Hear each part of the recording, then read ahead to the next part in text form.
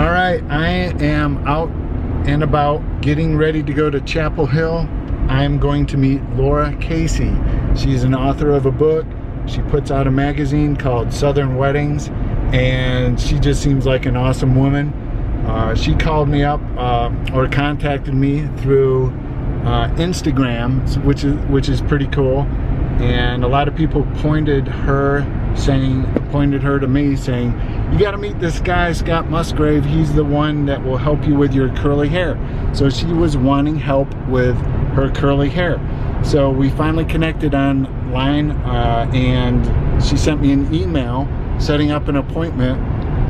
She just had a baby, adopted a new baby, and needed help to do everything she needed to do at home. So I'm taking a visit out to her house and connecting with her at home, providing her a service to do her hair. So I'm gonna continue to drive, and I will get back to you guys and show you some footage that we did on a Facebook Live, and take some photographs of the before and after. So I'll see you guys in a minute. Hello Facebook. This is Scott Musgrave Hair, and I have a special guest, and look at this beautiful hair. Her name is Lara Casey. It looks like Lara, but it's Lara. Yep. And Lara, and she just happens to be the author of Make It Happen, and it's an awesome book. I'm like halfway through it. And we connected with each other in a very unusual way. Mm-hmm. And this has been a journey, I think, that was supposed to happen. Yes.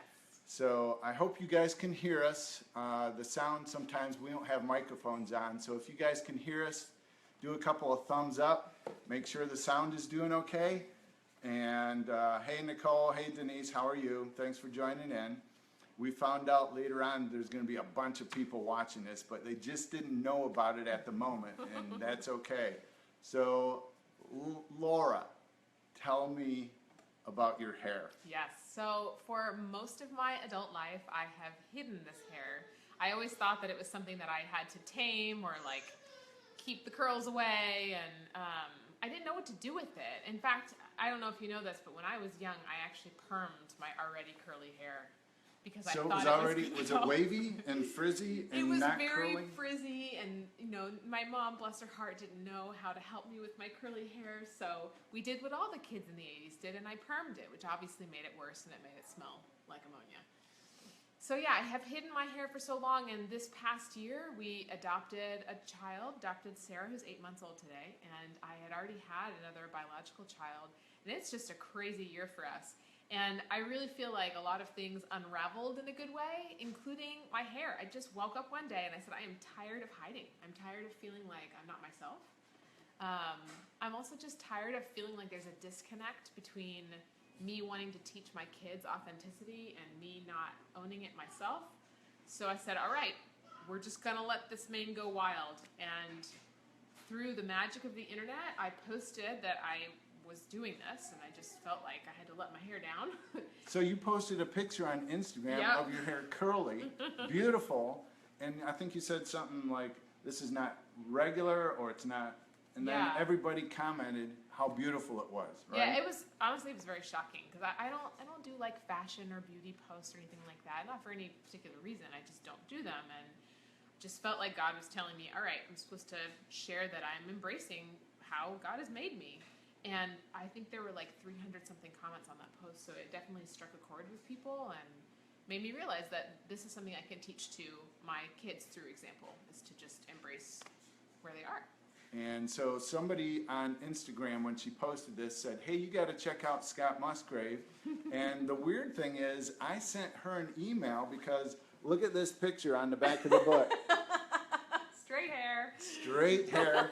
And when I saw her hair on the Instagram, I'm like, wow, this is how God made her, and I want to help her to embrace her hair, because this is along the lines of your hair needs fixing, as if there's something wrong with it. And there's nothing wrong with this hair. She just needs to learn how to embrace it.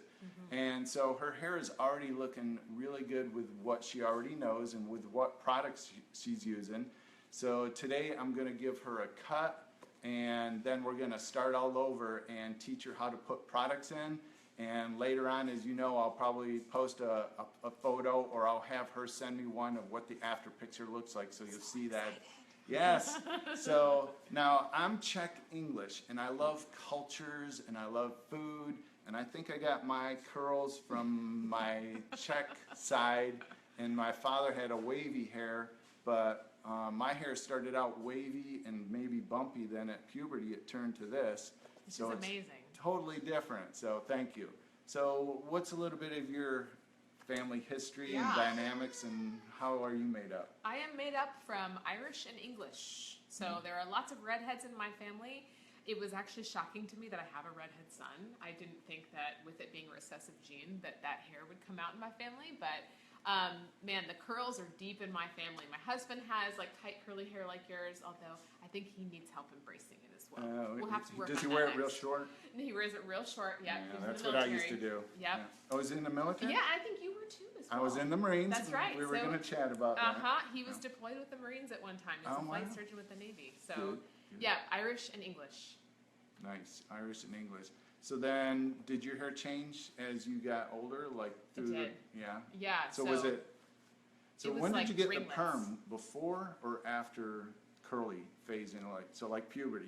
Your hair got curly. During the puberty awkwardness. You got the perm. Yeah, I got the perm. All right, The so this middle is kind of school perm. funny. Everybody thinks like they get a perm and they think the perm changed their hair for the rest of their life. It wasn't the perm. Your hair was already curly, but it was just hiding. Like I used to use a bar of soap on my hair, and it was puffy and frizzy. And I got a perm in hairstyling school because they said it'll loosen it up, and it didn't do anything. And it smelled for 2 weeks. It smelled so bad. And my pillow smelled bad for 2 months. So, And my hair was breaking. It was just bad. It was breaking, and so we're going to help her out with that. So I just wanted to say hi to everybody and show you guys the hair that I'm working on. And we're in her beautiful home in Chapel Hill, North Carolina. And if you guys didn't know, she's also created Southern Brides, or Southern Weddings. And I know all that's backwards. I apologize for that. This is a beautiful magazine with really nice photos, high quality paper, nice photography. So you got to share a little bit of how did you start this? It was very almost accidental, I would say. I don't have a degree in publishing or journalism at all. Did you hear that?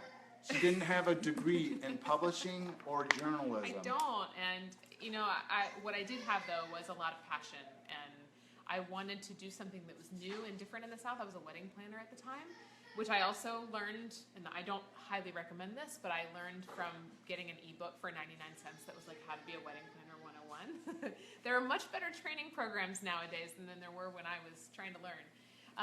But I got on my little 13-inch PC during the time that my husband was deployed to Iraq, and I was feeling very restless at the time and just felt like I needed something to keep my mind occupied.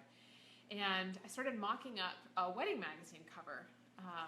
And it was really, if I look a level deeper than what I'm saying to you, it's that I was trying to create beauty in a world that felt very heavy, and it felt very, like every day, the names of the fallen soldiers were on the screen, and it was just a very heavy time. So I was trying to create some hope in that time in what little way I could. And that was through creating imagery and stories about people's journeys and their engagements that informed how they would plan a meaningful beginning to married life. So that's how it started. And that's almost 10 years ago now. Wow, so it's 10 years. And I think I relate to her in this way because I started my blog without journalism, without writing. And I had a little photography, and I started expressing myself to help people and give them hope and let them know that their hair is beautiful. And that started a whole movement. And just as what she's doing with her work is starting a whole movement with very little experience. So this has got to be encouraging to you guys, and learning how to not sacrifice your dream and your vision for fear of the unknown or fear of not knowing what to do. You can still pursue it. And people will come in. As I'm here in her home, she's got a team of people helping her and supporting her in her vision. And that is so encouraging. And do not give up on your dreams and visions. So I'm going to get to work on her because I only have a certain amount of time. So everybody, keep an eye out for the after picture of what we're gonna do, and it already looks great. So I got my work cut out for me. So have a good day, everybody. Thank you. We'll talk to you later.